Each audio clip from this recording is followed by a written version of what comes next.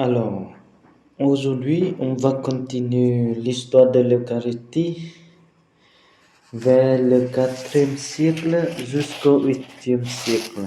Qu'est-ce qui passe dans cette époque?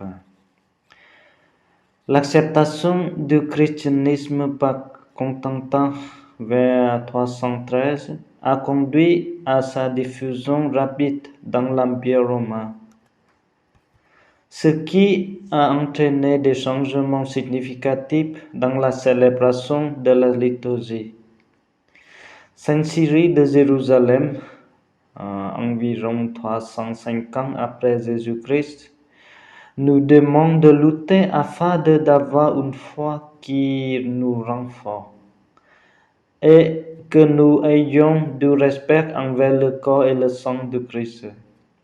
Nous considérons donc le pain et le vin comme des simples objets, car ils sont, selon la déclaration du Maître, le corps et le sang de Christ. Et vers 384, selon Zuman, l'auteur d'un livre sur l'Eucharistie, le latin est devenu la langue de la liturgie, car il était la langue commune du monde romain. L'augmentation du nombre de chrétiens les a fait sortir des maisons. Au début, les rassemblés se réunissaient dans les basiliques, bâtiments impériaux.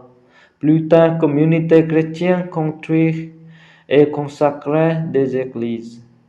La théologie de la période insistait sur la divinité du Christ. Cela a conduit à ce que les gens se sentent moins dignes de s'approcher du Seigneur, du Créateur et du juge de l'univers. En conséquence, moins de gens s'approchaient de la communion. Saint Ambroise de Milan, environ 387 après Jésus-Christ, continue de protéger la doctrine de la foi sur l'Eucharistie. C'est la vraie chair du Christ qui a été crucifiée et ensevelie. C'est donc vraiment le sacrement de son corps. Le Seigneur Jésus lui-même proclame « Ceci est mon corps ». Un peu plus tard, Augustin, vers 430, a développé une théologie de l'Eucharistie dont le thème était le corps du Christ. Eucharistie construit le corps du Christ, l'Église. Il nous a laissé des dizaines de sermons et d'écrits sur l'Eucharistie, y compris les réflexions sur la liturgie et la prière, bien qu'il a rarement écrit que le pain et le vin étaient le corps et le sang du Christ. Il avait le profond sentiment que nous, qui recevons la communion, devenons le corps du Christ. Si vous êtes le corps et les membres du Christ, alors c'est votre sacrement qui est placé sur la table du Seigneur.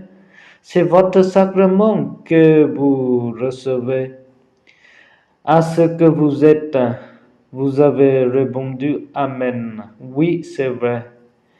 Et en y répondant, vous y consentez, car vous entendez les paroles du corps du Christ, et vous répondez Amen. Soyez donc membre du corps du Christ, afin que votre Amen soit vrai. Voilà un petit l'histoire de 4e jusqu'à 8e siècle sur l'Eucharistie. Merci.